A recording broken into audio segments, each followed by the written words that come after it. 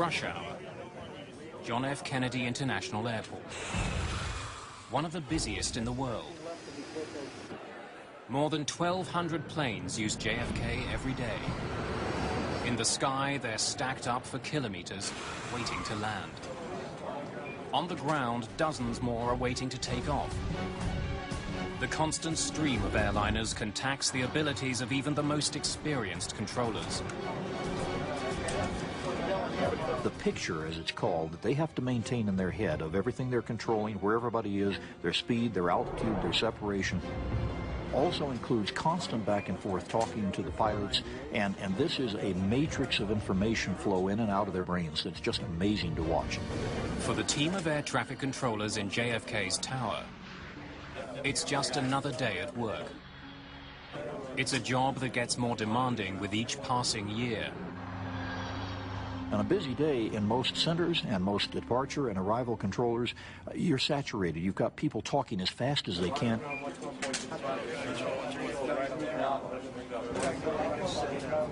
And that's where errors come in.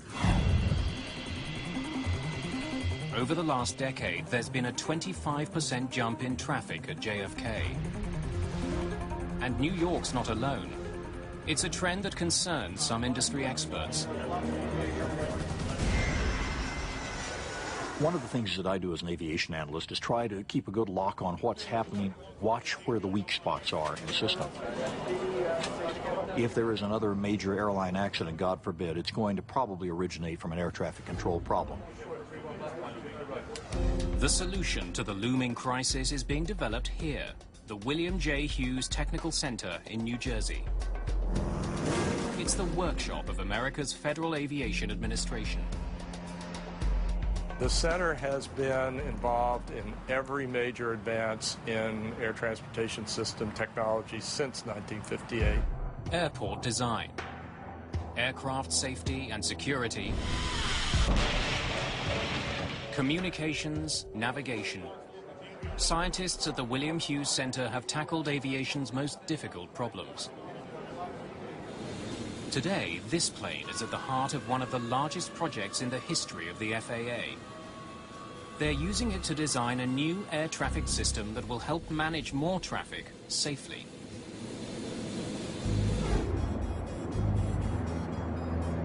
A 2- or 3-fold increase in the number of aircraft flying is certainly within the range of possibility in the next couple of decades. Together, test pilots and researchers need to figure out a safer way to get airplanes into and out of America's airports. What they've come up with is a system called NextGen. NextGen will supply pilots with the tools and information they need to make many decisions that are now made by controllers. At its heart is a sophisticated piece of equipment that will soon be added not to towers, but to planes. To see if it works, test pilots have to take it for a ride. Deposit rate 0. Air comes. Researchers have installed a revolutionary navigational computer in the back of this executive jet. We're currently flying over Delaware. It's called ADS-B. It stands for Automatic Dependent Surveillance Broadcast. It's a sophisticated GPS receiver that paints a detailed picture of any plane anywhere near this flight. So the pilot has what we call situational awareness of what's flying around him. The aircraft then broadcasts that position once a second. So any other aircraft flying within RF range of that aircraft now knows its position as well. There's nothing like this in any cockpit today. Because it's still experimental technology, the FAA is testing this system in the cabin of the aircraft. If tests like this succeed, it will someday be in the cockpit of every plane in America and eventually around the world. The computer the researchers are putting to the test today is the central element in the most significant retooling of the American air traffic control system in half a century.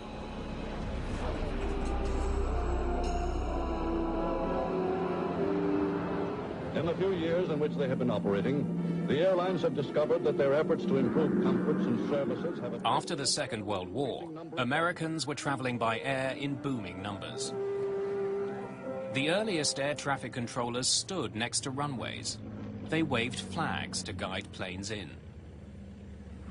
As traffic increased, pilots also began to use radios to stay in touch with airports. The first air traffic control towers were built as more and more flights had to be handled. Airports had become very busy places, and air traffic was beginning to overwhelm controllers.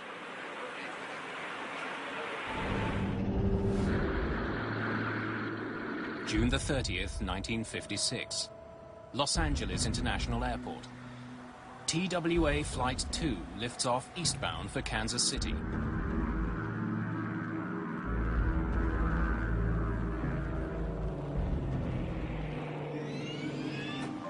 The TWA flight is a Lockheed Super Constellation, one of the most advanced commercial airliners of its time. Just minutes behind TWA Flight 2, United Airlines Flight 718 takes off from the same airport on its way to Chicago. The system to track both of the planes is far from high-tech. The Air Traffic Control Center consisted of a room with a map spread out on a table, and the air traffic controllers were moving markers on that map to indicate where each airplane was in its last known position. The pilots radio their position to company dispatchers. Controllers use this information to get a rough idea of their flight paths. They were on radar for a while in Los Angeles, but once they got outside that area, there was no radar. They were flying under visual flight rules. The rule is called see and be seen. So I see you, you see me, we stay apart, and we're responsible for our own separation. And except for a few radars in certain parts of the country, controllers didn't really know where the airplanes were. They were estimating on their reports. As the two planes get closer to the Grand Canyon, the distance between them disappears. Both captains were used to showing the canyon off on a clear day. They could move the airplane to the left, move it to the right a little bit, point out the canyon to people and get them to ooh and ah. The United flight closes in on the TWA plane from the right, unaware their paths are about to cross. People on one side of the DC-7 would have been able to see the oncoming constellation. Would have seen an airplane against an azure sky with fluffy clouds coming closer and closer, and they would have felt the impact. The Grand Canyon is a graveyard for 128 passengers and crew of two airliners which crashed on peaks little more than a mile apart. None survived. It was the worst commercial air disaster in history. The Grand Canyon crash created huge banner headlines across the nation and a lot of pressure on the government to do something. We needed radar. We needed to buy it and get it deployed throughout the United States immediately. We had to change the system, and we had to do it fast. Following a lengthy investigation, the stark conclusion was that the crash happened because the two planes were outside of so-called controlled airspace. TWA and United collided over the Grand Canyon primarily because neither they nor the control system had the ability to know where both of those airplanes really were. Once the planes left the small area being monitored by controllers, no one was paying attention to where they were. The see and avoid principle is a fraud, and it always has been. The fact is, the faster you go, it's a big sky, you've only got 180 degrees of peripheral vision, and you can't see and avoid everything up there. In the wake of the Grand Canyon accident, American airspace was blanketed by radar. Planes were more stringently confined to air corridors, highways in the sky. The air traffic control system we have in the United States today was designed with the Grand Canyon accident in mind. That crash determined how far apart airplanes should be spaced and where radar dishes and air traffic control centers should be built. It also resulted in the formation of the Federal Aviation Administration, the FAA. But now, 50 years later, the system needs to change again. Today, The system falls short of the public's expectations, being congested, slow, clunky, unpleasant. As planes fly faster and higher, it becomes harder for controllers to track their movements. I think in many respects we're in a very similar situation to where we were in the 50s. The system has to change massively. And the change must happen soon, before we are faced with a major air accident that could take the lives of hundreds of people. The technology on board the FAA flight might be the solution to the overtaxed air traffic control system. Test pilots regularly take to the skies to help researchers prepare the new system for America's airliners. The beautiful thing about ADS-B is it gives the pilots in the cockpit and the air traffic controllers basically the same picture. ADS-B is more than a map of other planes. The idea is to show pilots what now only air traffic controllers can see. Data about the planes that are in a pilot's airspace. With ADS-B, you'll see who that other aircraft is. You'll see an identifier on it. You'll be able to see planes on runways.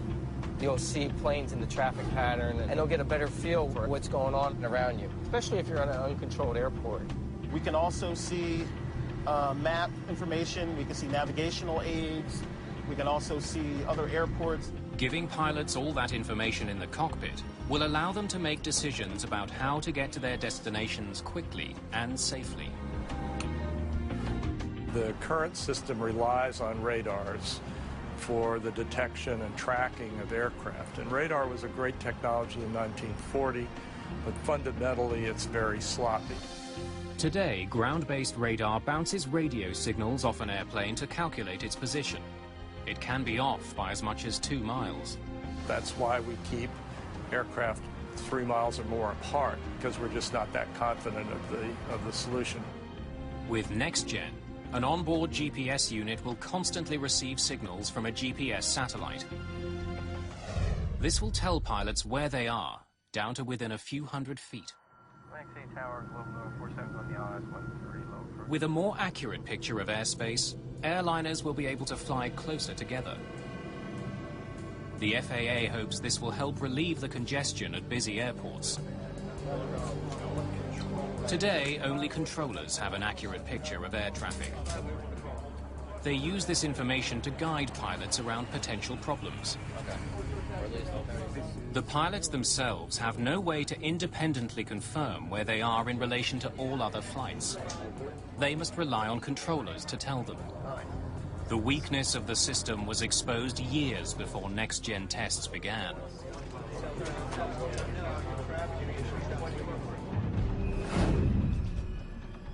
Labor Day weekend, 1986. Mexico 498, traffic 10 o'clock.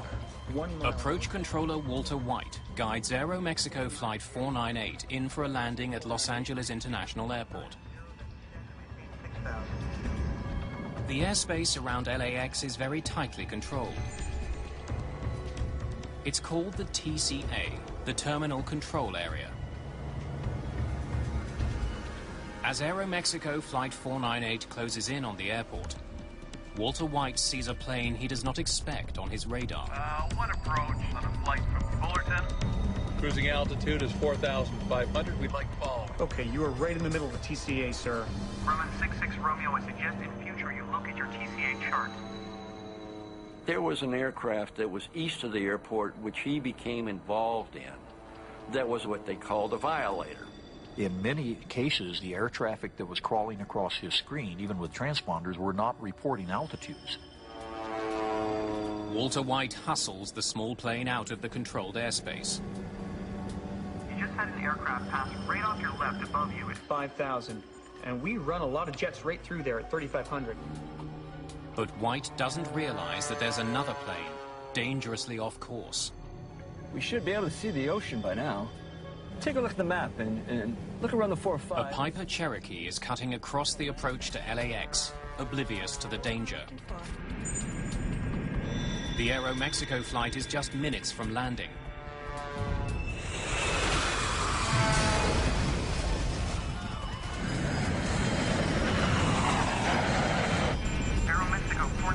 Los Angeles approach.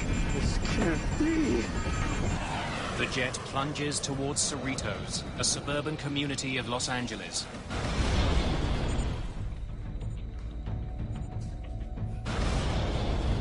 Aeromexico 498, Los Angeles approach. I'm sitting there talking with the two departure controllers and not really thinking. I hear Walter say something like, I think I lost one. Aeromexico 498, Los Angeles approach. That immediately got everybody's attention. So we looked at the radars and could hear him calling Aeromexico 498.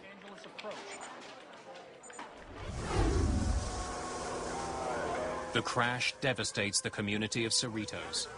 15 people on the ground are killed in the disaster, along with all 64 people on the Aeromexico jet. The Piper Cherokee is found in a nearby schoolyard. All 3 people on the small plane have been killed. The National Transportation Safety Board questions Walter White about what he saw on his radar display. At any time, did you see the Piper Cherokee on your scope?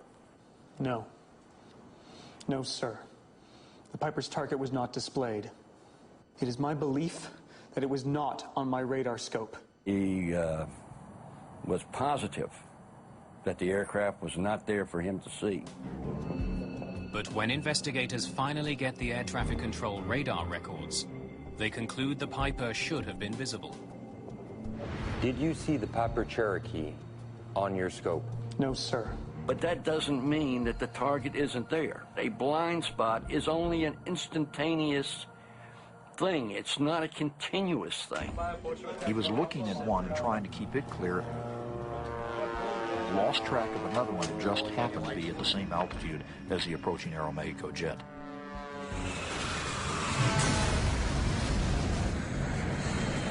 It was a 1 in a billion chance, but that 1 in a billion came up that particular day.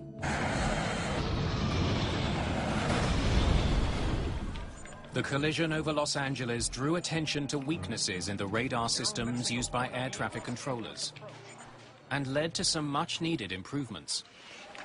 Mode C Intruder is an automated program that is now incorporated in all our major radar facilities that if an aircraft should inadvertently intrude, the controller will now be given a visual and an oral alert, thus giving him time to provide a timely warning to the pilot.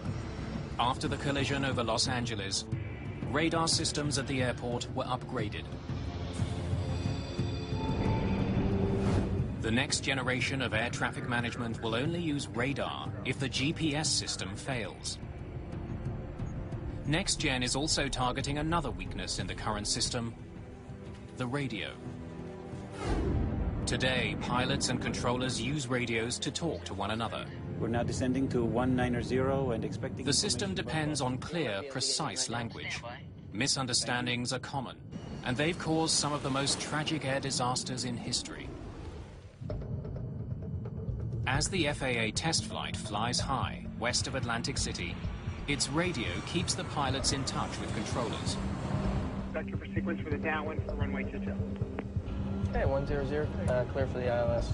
But in the air traffic system of the future, pilots and controllers will communicate less frequently. The controller and the pilot can now work together to resolve issues instead of wasting a lot of time explaining what the issues are. Mistakes can be made for a number of reasons. English is the international language of aviation, but pronunciation, accent, and emotion alter the way any language is spoken. Nowhere is this better understood than in the air traffic control tower at John F. Kennedy International Airport. If you listen on any control frequency, you're going to hear a lot of people say, "Would you say that again? Say again, over, please." The airspace above JFK is frequented by one of the most international collections of pilots in the world. Maintaining clear radio communications can prove challenging to controllers here. There's pressure because that's the business they're in. The business is moving passengers from A to B. That's what the airlines are paid, and the controllers are paid to help that work. When pressure mounts, small misunderstandings can have enormous consequences. January the 25th, 1990. in the skies over New York. Avianca 05. To expect further clearance time in 20 minutes. I think we need priority. We are passing out of fuel. Avianca 052, roger. How long can you... Avianca Flight 52 is trying to land in New York. But a driving rain is delaying air traffic into and out of the area. The flight began in Colombia. On its way to New York, it's been routed through a series of holding patterns by air traffic controllers. Bad weather is delaying landings all along the northeastern seaboard. There was a system moving through the Great Lakes, moving east. There was a couple other systems converging. And a lot of times they'll converge in the New York area there, and the whole northeast will go down. Avianca 052, roger. And what's your alternate? We said Boston. But we can't do it now. We'll run out of fuel. The pilots are growing increasingly desperate for clearance to land. Avianca 052 only has... They've used up almost all of their fuel while waiting their turn. Set him up to his alternate.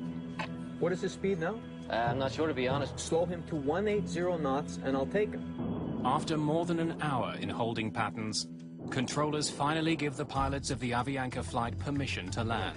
052. Descend and maintain 3000. Descend and maintain 3000. But in this critical handoff from one controller to another, no one mentions that the plane is running out of fuel. Avianca 052 Heavy. Contact Kennedy Tower 119.1. Good day. At JFK, only one runway is being used for landings. Weather at the airport is making approaches difficult.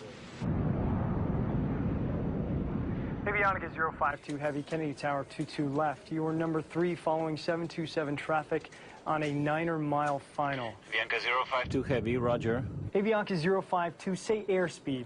145 knots. Are we cleared to land now? Yes, sir, we are clear to land. Stand by.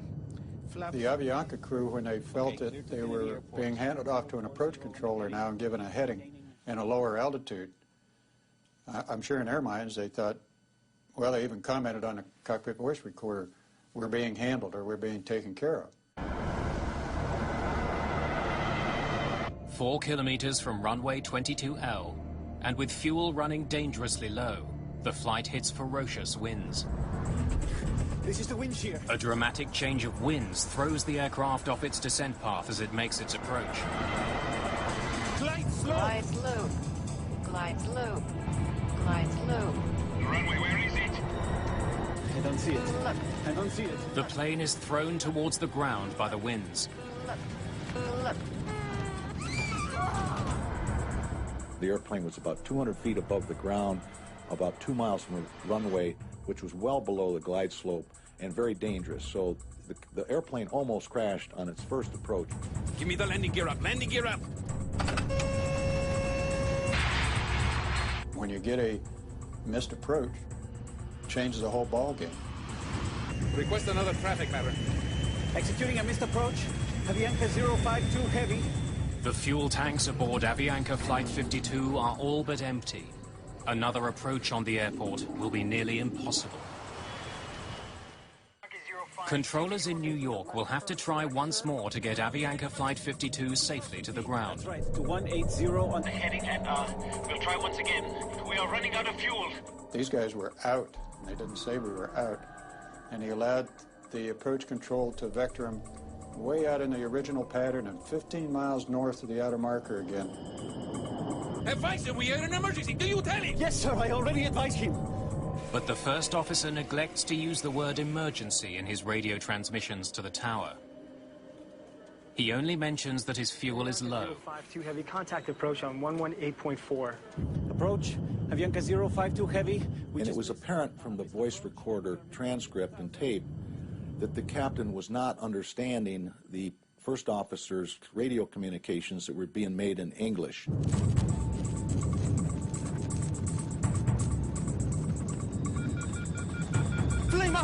Flame out on engine number 4! The engines quit when they're finally starved of fuel. Flame out on engine number 3! Show me the runway. We just lost 2 engines, and we need priority, please. Avianca 052. Turn left heading 250, intercept the local line.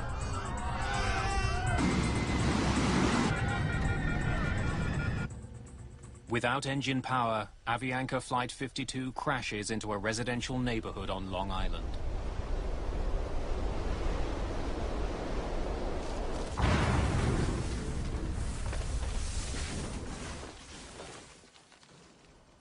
Avianca 052, radar contact lost. Yes, hello. I live in Cove Neck in Oyster Bay, and there is a plane crashed in our yard in front of our house. 85 of the 158 people on board survived the crash. Throughout the night, rescue workers pull them from the wreckage.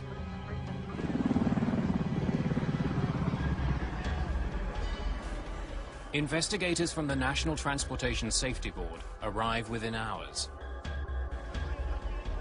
They remove the cockpit voice recorder from the wreckage.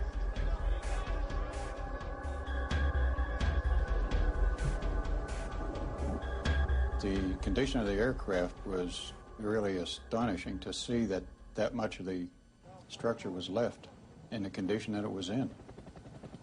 It hit right on about a 28-degree embankment, and with the wings and all the other trees, it only slid 28 feet, so it hit and stopped instantly. The NTSB investigation reveals that controllers didn't transmit vital information to one another. I can't keep you times. I'll be guessing. Turn left, heading 25. Radio communication, one of the most vital parts of air traffic control, failed the passengers and crew. Trying to avoid those kinds of mistakes is a key component of NextGen. Radio communication will largely be replaced by an exchange of electronic data. Automation is extremely important, and in the future, it's going to be able to get rid of the type of errors that occur when you put massive pressure on a human being to be 100% perfect. With the elimination of radio chatter, air traffic control towers of the future will be very quiet places. Controllers on the ground will still be needed to move planes in and out of airports. But with more accurate information at their disposal, and less need to talk to pilots, they'll be able to handle far more flights than they do today. 040. On board the FAA's flight, the new GPS-based technology gets the ultimate test. Monitor vertical. Without any warning from air traffic control. You see him down? No, I don't see him yet. There he goes. Oh, there he is. They notice another plane, just 400 feet below. In the back of the jet, the next-gen system detects the other plane. Had the system been in the cockpit, it would have shown the pilots its precise location. Without it, they rely on a piece of technology called TCAS to warn them of the danger. Using signals transmitted from plane to plane, the traffic collision avoidance system warns pilots when other planes are too close. TCAS gives the pilot a traffic advisory at 45 seconds before the potential collision, and then at approximately 25 seconds or so before the potential collision, a resolution advisory is given to actually tell the pilots to climb or descend to avoid the altitude of the other aircraft. And normally air traffic will call that to us, but Yeah, they didn't even call the traffic, so that TCAS helped a lot. TCAS can help pilots of approaching planes avoid collisions. But with the new system, pilots will be able to prevent their planes from getting dangerously close in the first place. You know, with ADS-B, we're going to be able to see that traffic on the display. Today, the system works perfectly. The pilots of the test flights see the danger and avoid it. TCAS can help pilots avoid a collision, but having it on board is no guarantee that an accident won't happen.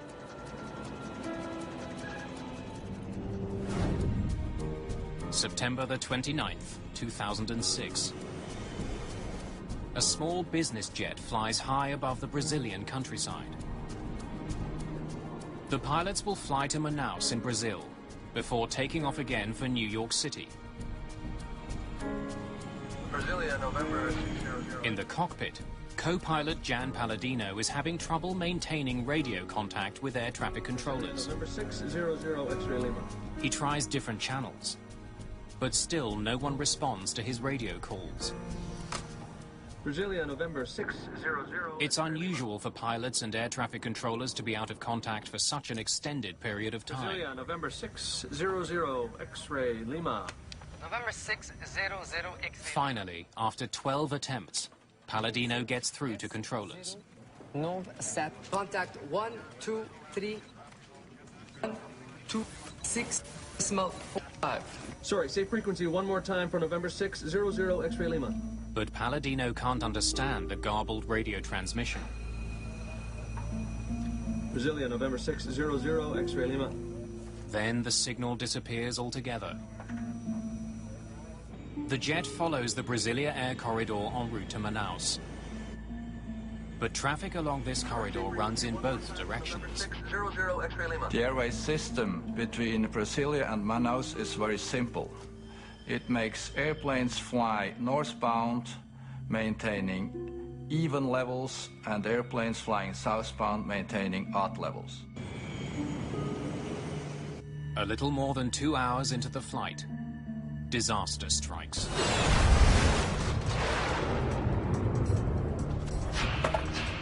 The concussion itself seemed to affect every atom in my body. The end of the wing was chopped off and it was serrated. It looked like it had been chewed off. The Legacy jet has struck an oncoming Boeing 737, Goal Flight 1907. With 154 people on board, the Goal flight spirals out of control. The pilots of the smaller jet don't know what they've hit, but their business jet is still flyable. Stand back there. I got it. Just let me fly the thing, dude. All right? We're descending. I want to get down. Okay, it's yours. The crew locates a runway at a military base in the middle of the jungle. November 600 X-ray Lima, declaring an emergency. We need to land at Sierra Bravo Charlie Charlie. Is that your report? Affirmative. The pilots of the executive jet attempt an emergency landing. Here we go. Hold it. Let's dump the flaps to the top of the flare, right? So give me 9 flare, on the flare. So you give me 9. Yeah, you got 9. You got 9. Everyone sit down back there. When you land under those sort of circumstances, you're landing faster than you normally would. You're coming down like gangbusters.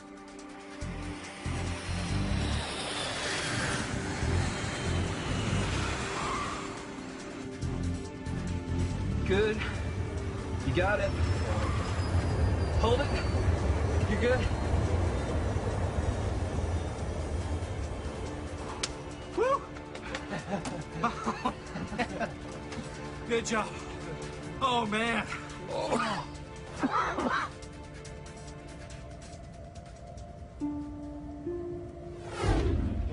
At Brasilia Air Traffic Center, controllers have lost track of Goal Flight 1907. Manaus, there isn't any goal. I can't see anything here. It's on its way. So it's already in my area? For over half an hour. Anxiety was high, and controllers were confused about what to say. They didn't know what was happening. Troops locate the wreckage of Goal Flight 1907 deep in the Amazon jungle. There are no survivors.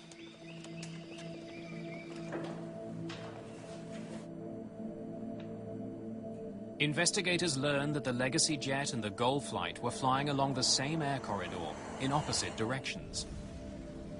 1,000 feet of altitude is supposed to separate them.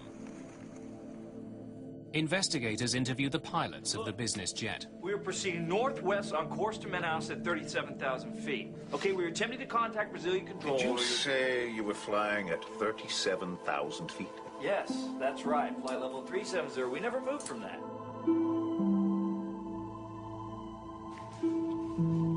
The pilots of the executive jet filed a flight plan in which they would fly at 37,000 feet until they reached Brasilia.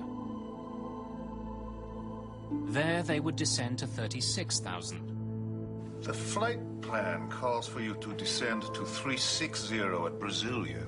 Why didn't you? We weren't told to. Before we took off, we were cleared for 370 all the way to Manaus. That's what we did, sir. I don't know. Air traffic control can always deviate from the flight plan because they have best knowledge of the actual traffic situation. We were not told to descend, and we did not descend.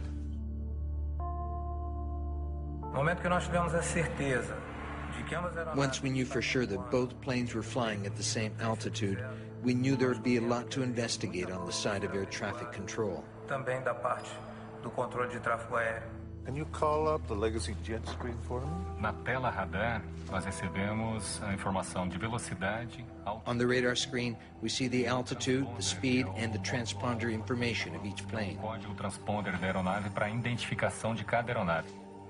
Images show investigators what air traffic controllers saw on their radar screen before the accident. One symbol stands out. The set on the air traffic controller screens indicates that the airplane he's looking at has lost its transponder. Roger. Transponders give controllers exact information on the altitude of the flights they monitor. Investigators learned that the transponder aboard the Legacy had been turned off. Possibly due to the captain's inexperience with the new jet. Still working out the kinks on how to work this flight management. Without information coming from the jet's transponder, the air traffic computer displays the altitude the plane is supposed to be at, according to the flight plan. But it's actually flying 1,000 feet higher, right in the path of the goal flight. The Brazilian controllers did not verify the Legacy jet's real altitude. Nobody did anything from the ground, which is where we expect it to happen, to save these two airplanes from being head-on at the same altitude. X-ray Lima.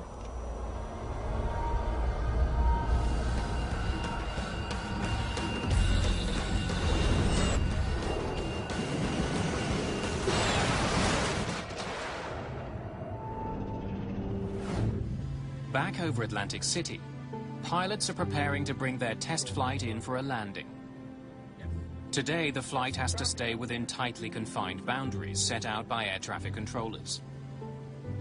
But when all aircraft are equipped with ADS-B, that won't be the case. If the aircraft could fly on a path that was optimum for them and optimum for the traffic system, we could use a lot more of the airspace than we do today. We're going to have airplanes flying directly to where they need to fly and computers keeping them apart. At the FAA, researchers have been designing systems that get flights from A to B in a whole new way. Right now, there's no way for controllers to know the exact location of a plane. That's why flights are confined to preset highways to keep them from colliding. With GPS-based NextGen, a pilot can follow any route he chooses, provided there aren't any other planes in his path. He can choose a much more direct route to his destination. If we could have airplanes going in all directions and more efficiently directly to where they want to go, we would be able to double, triple, maybe even quadruple the number of aircraft that we could safely handle in the skies at one time. By charting their own route, ADS-B will allow pilots to keep a safe distance from other planes without having to stick to a preset highway in the sky. Maintaining that distance is important because even the best technology can't keep airplanes apart. July 2002. Bashkirian Airlines Flight 2937 cruises westbound through the night sky for Barcelona. The Tupolev 154M carries 69 people. Most of the passengers are Russian children traveling on a summer holiday. Meanwhile, a DHL cargo aircraft travels north towards Brussels. The two flights are supposed to pass each other over Lake Constance in southern Germany. Climb flight level. But air traffic controllers have failed to notice that both flights are at the same altitude. The controller is distracted by another flight. At a second station, he assists a late arrival. What is your present heading? It was a standard practice at the ATC company that at night, one air traffic controller was responsible for controlling the entire airspace of ATC Zurich. Aboard the Tupolev, the pilots have spotted an intruder. Look at that. And it's closing in, fast. 500 meters. On board the DHL cargo plane, the TCAS computer is issuing an urgent warning. Descend. The system is designed to warn pilots of an oncoming flight. Increase descent. And what to do to avoid collision. 600. TCAS descent. When the air traffic controller returns to his position, he sees the conflict. The flights will cross paths in less than a minute. Descend flight level 350. Expedite. I have crossing traffic. The Russian captain obeys the controller's instruction to descend. But his TCAS system is telling him to climb. Climb. It says climb. Climb. The Russian crew has 35 seconds to decide whether to obey the air traffic controller or the computer. Level 350. Climb. Climb. Descend level 350. Expedite descent. Climb. He's guiding us down. We're not accustomed to not trusting controllers. In civil aviation, there were lots of situations when pilots didn't follow instructions of the controller. And that led to plane crashes or other accidents. Expedite descent level. Under pressure, with just seconds to decide, the Russian pilots follow the controller's direction. At the same time, the DHL jet is also descending. Increase descent. Increase descent. Increase! He's going below us. Increase climb. Increase climb. Where is it? Peter left! Climb, it says! Climb! Descend! Descend hard!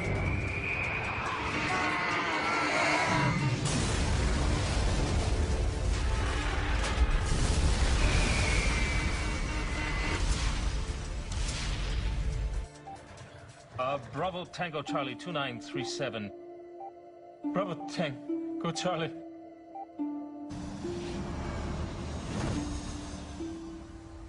Both flights crash near Lake Constance in Germany. 71 people are killed. There are no survivors. The collision leaves air traffic experts at a critical crossroads. If I have to summarize the advice that we gave the world, if a warning comes from ACAS, pilots should immediately follow it at all times. If the Russian pilots had followed the computer's instructions, the accident would not have happened. With the benefit of hindsight, you always ask yourself, could we have done more? And an accident is a wake-up call for everybody. The disaster highlighted the potential value of automated systems and proved again how fatal human errors can be. It's an important lesson for the developers of NextGen. Technology can provide humans with information, but can't control what they do with it. You're before landing? Over Atlantic City, the FAA jet is on its final approach. Runway is clear. Bring the flaps to 60. Its 2-hour test flight has brought NextGen one step closer to being installed on commercial airplanes.